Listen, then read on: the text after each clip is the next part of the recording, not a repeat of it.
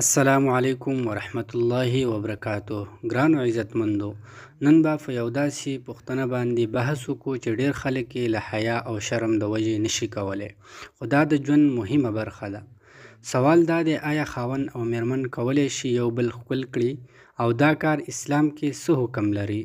راځئ له شریعت نظره یې وګورو. د نکاح مقصد څه دی؟ د ټولو نه اول په دې باندې ځان پوهه کول پکار دي. الله رب العالمین فرمایي: ومن آیاته ان خلق لکم من انفسکم ازواجا. د هغه د نښو نه دا ده چې پیدا کړي دي ستاسو دپاره ستاسو د نفسونو نه ازواجن بیبیانې.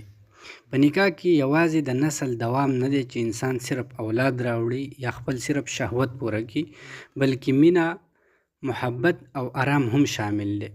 او کله چې په نکاح کې دا خبرې نه وي، نو دا نکاح بیا سر ته نشي رسېدلی او اکثر تعلق په منځ کې قطع کېږي او طلاقو ته خبره رسېږي. نو اسلام دا نه وایي چې خاوند او میرمن باید بې محبته بې احساسه ژوند ولري، بلکې خوږ، نرم او له مینې ډک ژوند باید ولري. د محبت اظهار د سنت د مخې هم په ډېرو ګڼو احادیثو کې ثابت دی. رسول الله صلی الله علیه وسلم به د خپلو بیبیانو سره ډیره زیاته مینه کوله، خاص کر عایشه رضی الله تعالی عنها.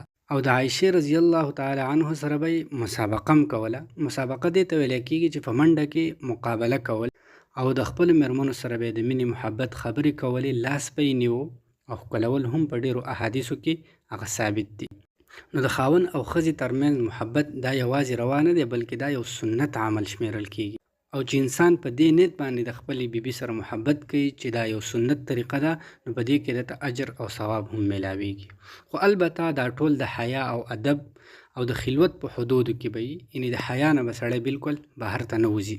بیا پاتې شو د زنانه شونډې چوفل. نو د خاوند او میرمن ترمنځ دا جایز دي بالکل، ځکه دا د محبت یو فطري حصه ده. خو باید په یاد ولرو چې دا کار یوازې د دواړو رضایت سره وي، د نورو خلکو نه پټ وي، د شهوت زیاتولو لپاره نه، بلکې د محبت د اظهار لپاره وي. شرعي حدود او حیا، د دې خیال به هم ساتو. اسلام حیا ته ډیر اهمیت ورکوي.